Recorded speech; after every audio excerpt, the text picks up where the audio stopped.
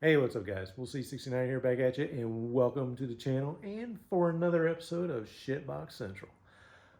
So, ran into a little problem the other day. Long story short, I had a leaky tire and needed to get my spare down. Unfortunately, on these Chevy trucks, they got some kind of dual latch system, and if it gets a little rusty or crusty, it prevents you from lowering that spare. And I ran into that problem, so it's kind of a PIA to get down. I want to say it probably took me about an hour to get this tire down. But anyway, I kind of want to do this video in case anybody else is having that problem out there, and maybe I can help you get your spare tire down as well. So let me show you what the problem here is. So here's what's holding your spare tire up right here. It's this like little pulley system thing. But Chevy did something weird on theirs. They got this little dual latch system right here. As you can see, this thing's really crusty. It's got all kinds of dirt and debris in it and stuff. Probably never been down before because the spare tire that's up there now, it looks like it's never been used. So, and this truck's almost 20 years old. So, what's going on here is this thing sits up in this hole here and kind of hooks inside. So now when you crank the thing down, your tire's only going to come down about 6 inches or so, and it's just going to hang there off of this hook up inside of here.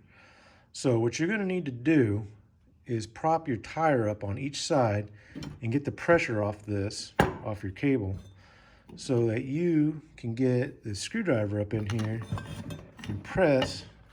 Let's see if I can do this one-handed. Yeah, kind of like in there, and press against that hook to get this down. But like I said, you need to have the pressure off the tire, because I'm pretty sure you're not going to be able to do it unless you do. But anyway, one would think that, hey, I'll just go out and get me a new one. But I want to tell you, these things are about $200. I looked on LMC Truck, I think it's a couple $100 from them. Now, Dorman makes one without the dual latch system. It just cranks up in there and boom, you're done, kind of like a Ford. But even that's over $100. So I want to say it's like 150 or something like that. But since I don't want to spend the money on this thing, I figure, I'll just spend a little time on it, and we'll just try to restore this into its former glory. It doesn't look like it'd be that hard to fix. I believe what I'll probably do is just drill these rivets out here. There's 3, and just kind of split this thing open, and wire brush it off real good with the bench grinder, and then we'll put some lithium grease on there. I may just paint it up too to keep it from rusting again.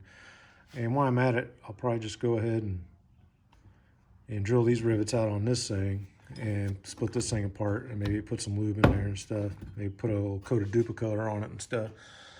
So that's going to be the project for today. I'll try to get you guys some shots, and then I'll show you after I install it back in the truck to just show you what you need to do to get your spare tire down.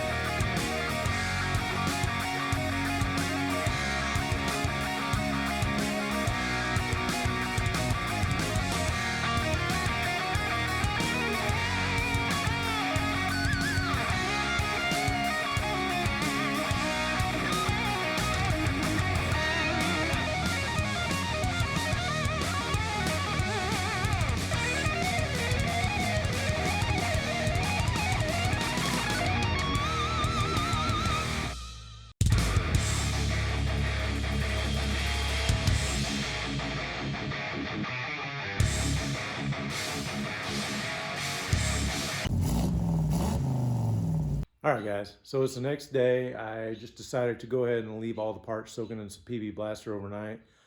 Everything came out pretty clean. I decided not to paint it up though, because this thing, I think it's on its last leg, and I don't want to spend a whole lot of time or effort on this thing if it's not going to work. So I think what we're going to do is we're just going to go ahead and put this thing together. If I have to make a suggestion, if you are going to take this thing apart, really you don't need to take the main body apart, the crank system. It really was pretty clean up in there. It still had some grease and everything. There wasn't really much dirt and debris up in there. These parts were all pretty clean. I cleaned them up real good, but there really wasn't much dirt on them at all. So don't do what I did. Don't take this apart. Just kind of leave it the way it is. This part, on the other hand, you should go ahead and split open, because it's almost impossible to get inside these grooves here and get these things clean unless you do. Well, unless you don't. Just going to put it back together, put some lube on it, and then we'll go from there. Alright guys, we got it all back together.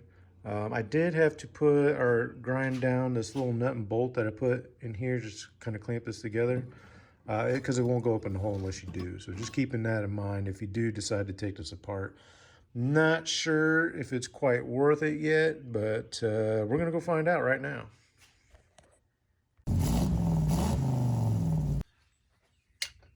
All right, guys, so I finally got it in there. So I figured why I have it down, while it's hanging here, I'd show you the little trick that you can use to get this unhooked. It's a little easier to see without the tire in the way, but obviously there'll be a tire here, but you need to get like a screwdriver up in here and just kind of pry in here against this little hook right here in order to get this thing to come down when it's locked up in there and all rusty and stuff. So that's all you need to do.